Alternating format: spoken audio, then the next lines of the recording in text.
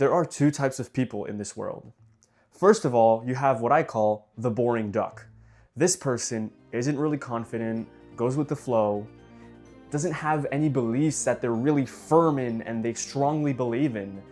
They just agree with everything.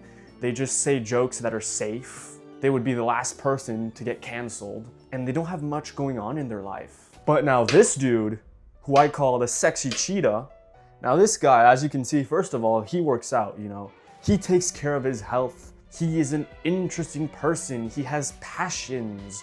He has interests. He is confident in what he believes in. And most importantly, he's not boring. He's got things to talk about.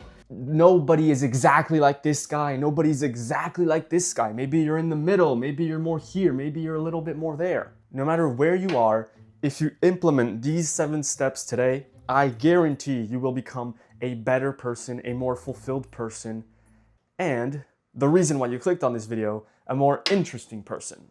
So without further ado, let's get right into it. Number 1, have 3 hobbies. Now, these are not just any type of hobbies. You want to have 3 specific types of hobbies.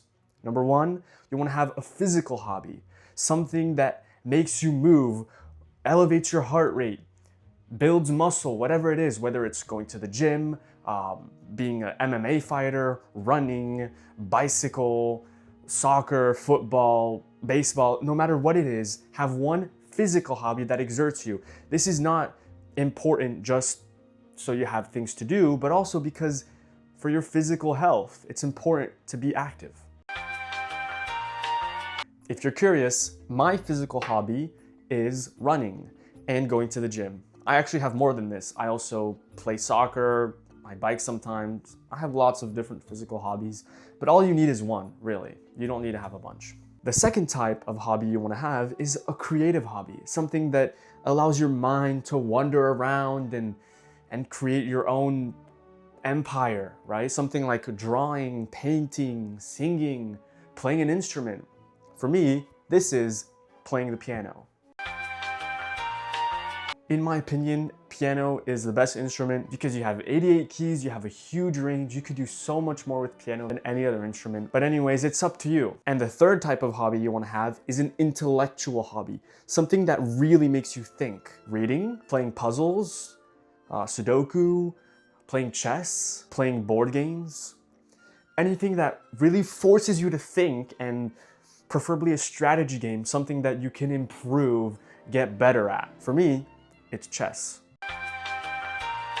Okay, that was my attempt at drawing a knight, but I'm not an artist, okay? You can clearly see I'm not an artist. Having 3 types of hobbies like these not only allows for a lot more conversations, things to talk about with other people, but also keeps you busy. If you have a busy work life and you don't have any other activities, having stuff like this will allow you to take your mind off work and compete with yourself to get better, to get stronger in things that aren't work. It allows you to really decompress in different areas of your life. Number 2, practice speaking. Now, what I mean by this isn't just speaking to your family, right? What I mean by this is speaking to strangers more often.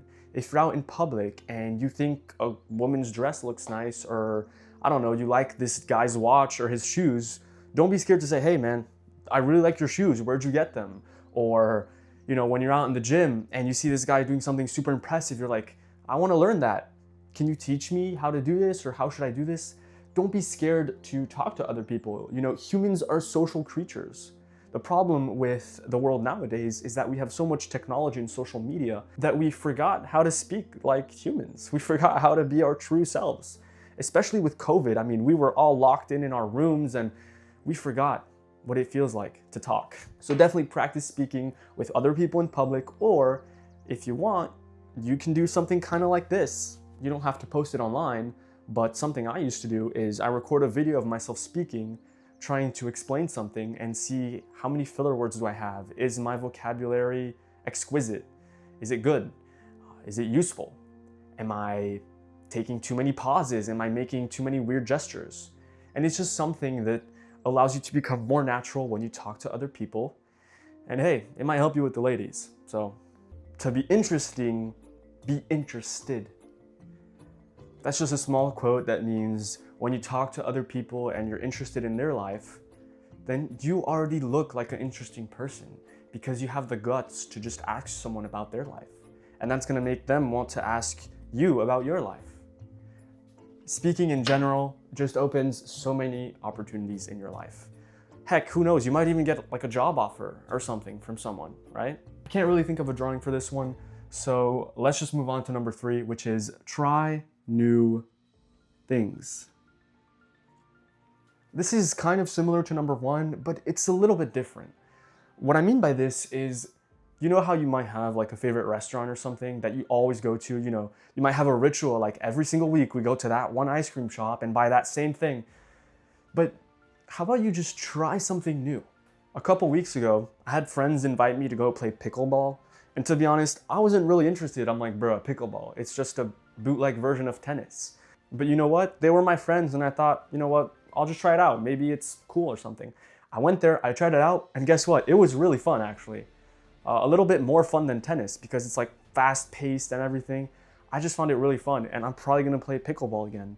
And it's a cool new thing I tried and something I can share with someone else. And it showed me that even if something doesn't seem interesting at first, it doesn't hurt to just give it a go. I mean, it takes less than like 5 to 10 minutes to try something new.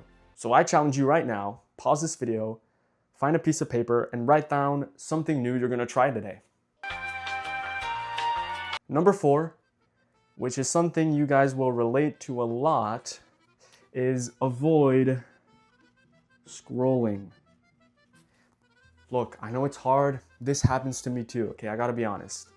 I was scrolling right before recording this video, okay? It happens to all of us. But you know what might help? Deleting social media apps, right? If you're not using Instagram or YouTube even, or Snapchat, just delete them because they're just gonna cause you to scroll, right? They're just gonna distract you more from whatever your goals are. And I believe it just saps all your attention, your time, your brain power. I feel like you're becoming more dumb by just looking at shorts all day. Now don't get me wrong, if you watch like 5 to 10 a day that are informative, creative, and nice, that could be a good thing. But let's be honest, most of the time you open up the app and start scrolling, you're there for at least an hour. Okay, let's not lie here. If you avoid scrolling, you are going to save so much time in your life. You have no idea. Now it is hard at first, but just trust me, delete the apps, okay? And if you really need to watch YouTube, watch it on like a laptop or something, a computer. Or something that I used to do is every time you want to watch a video, you re-download the app and then you delete it and then you re-download it. Or you watch it on Safari. Just make it uncomfortable to scroll. If it's really, really hard, then put a screen time limit, say 30 minutes, and have your sibling or your friend put in the screen time password so that even if you want to keep scrolling, you can't because it's locked on your phone. I know it sounds crazy, but I think our parents were right when they said it's because of that damn phone.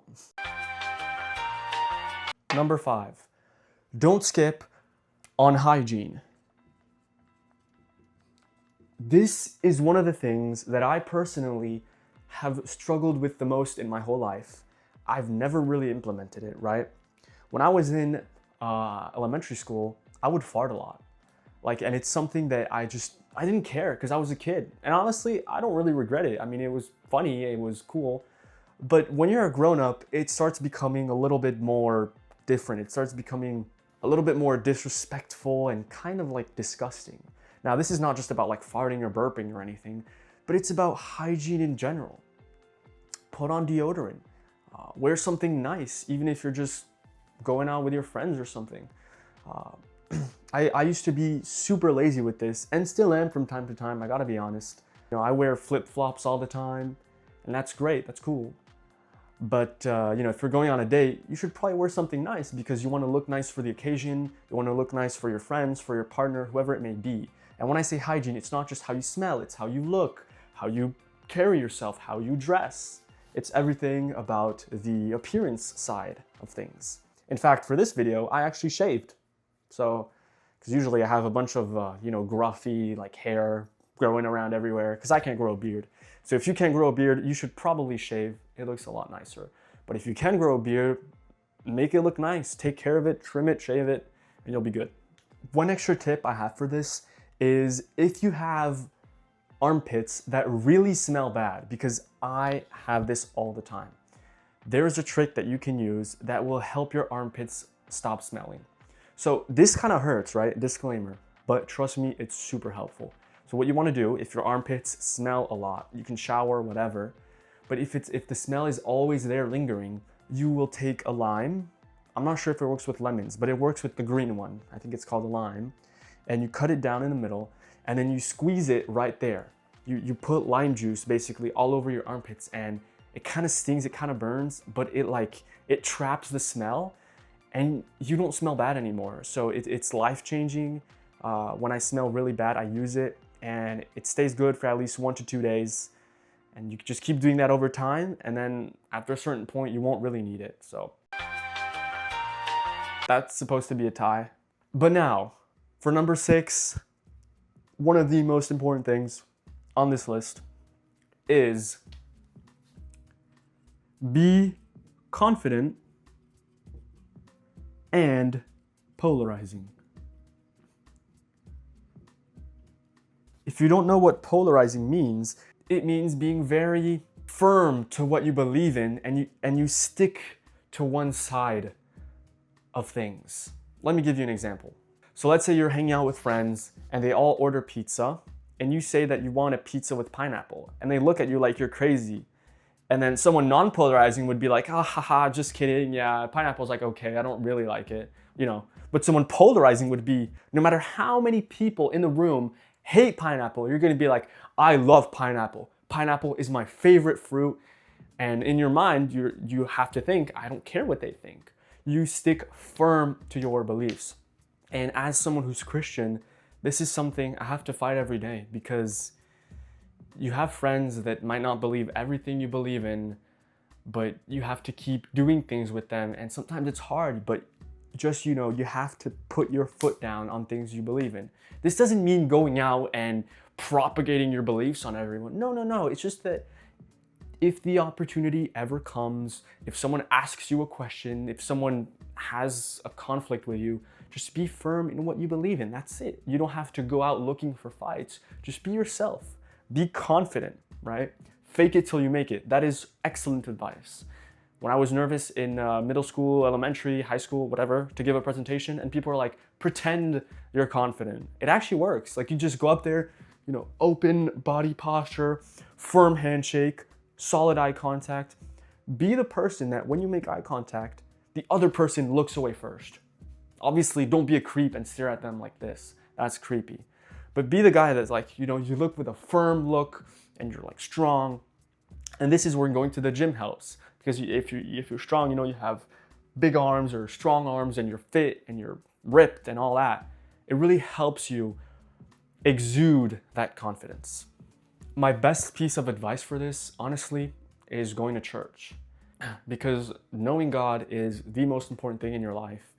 And once you start to believe, you start to care less about what other people think. You're more confident. I guess you're more polarizing because you're not as affected by everything. And people at church are really nice. It's a great way to make friends. They're really easy to talk to, right? And I think it's something that would help you a lot if you've never gone.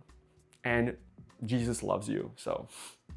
And one more thing about this is I would rather be hated for who I am than being loved for someone I'm not. And I'm pretty sure there's actually a verse in the Bible that says, if the world hates you, just know they hated me first. It was Jesus talking. So yeah, just be confident, be polarizing, be yourself. Okay, yeah, you know what? This is kind of a horrible drawing. I tried to draw like Giga Chad, jawline, whatever. Point is, be confident, be polarizing. And number 7, you might have been wondering this whole video why there was a star on this one. And that's because this one is a little different. It relates to all of these combined. If you didn't have these before, you wouldn't really understand this one. And this one is don't try hard. Now, there's a difference between trying hard and being a tryhard. If you've never played video games, you might have like no idea what I'm talking about. But basically, tryharding something, being a tryhard, is like doing something so intensely for the sake of the goal. Okay, what I'm trying to say is, don't do all these things for the sake of being more interesting. Do all these things because they make you a better person, they make you smarter, stronger, healthier, and as a result of doing those things, then you will become more interesting. That's my whole idea with this. Like, don't have a goal of every single day, I have to do this and this and this and this and this. No, this is something that you want to take, you want to think about what you're doing in your life, you want to try to change or add things to make it better, but don't make it your sole life goal to become more interesting, because that's not your goal in life. Your goal is not to just become the most interesting person. Obviously, the goal in your life is to become fulfilled, find a job, find a passion that you love and pursue it. That's what you want to do. But while you are pursuing that main goal, that purpose, it's a good idea to implement some of these things so that you do become more interesting along the way. Let me give you 2 examples of my life where I try-harded really hard and it really wasn't that deep. Okay, the first one is when I started going to the gym. You guys can all relate to this. And it's when you started going to the gym, you probably started for the girls. Like when I started going to the gym, the first thing I noticed was the pump. And I was like, oh my gosh, I gotta keep going here, because I wanted to attract more women. I was in high school, I wanted to sleep with girls. I wanted to be that guy. I wanted to be him. And that's why I started going to the gym. And then after 6-7 months, I just fell in love with the process so much that I kind of forgot about the girls. Okay, I didn't fully forget about them, but I started going to the gym more as I want to get stronger. So that's the first example. And the second example I want to tell you about is in middle school, or even at the start of high school, I played video games all the time. And I'm not talking about, no, I play video games on the weekends. No. I'm talking about Fortnite. Fortnite? Prime Fortnite? I was the guy that would literally play all day just to be better than all my friends. It might sound a little sad, but I was kind of addicted. I would be playing all the time when they released the creative mode, all that. I would sit there and grind all the time. Maybe for you, maybe you've tryharded in games like Valorant or Minecraft, having the best base or whatever. I would just sit there, literally try to become the best. I even competed in online tournaments and stuff. I never made any money, if you're curious. I was pretty close though. But yeah, and then it became to the point where every time I played, sure, it's fun because I destroy everyone, but I got so good that it removed the fun of am I gonna win this game? There was no doubt anymore. I could just win games easily. I'm not saying this to brag, but it's I sapped the fun out of the game because I just put so much energy into tryharding it. So once again, do these things because they will help you, not just for the sake of trying to be a more interesting person, okay? For this last drawing, I don't really know. I'm just gonna put easy, easy, whatever, because this is easy, man. Don't sweat it, don't think about it too much. But do start doing these things today and let me know how it goes. And if you've made it this far, I wanna congratulate you because humans nowadays have a very short attention span. So if you were able to make it through the whole video, look at all my beautiful drawings of the boring duck, the sexy cheetah, all the hobbies, all the little cool drawings I did. I'm not an artist, as you can tell. But I found this fun and I hope you found it very helpful. Thank you so much for watching and I'll see you in my next video. Yeah.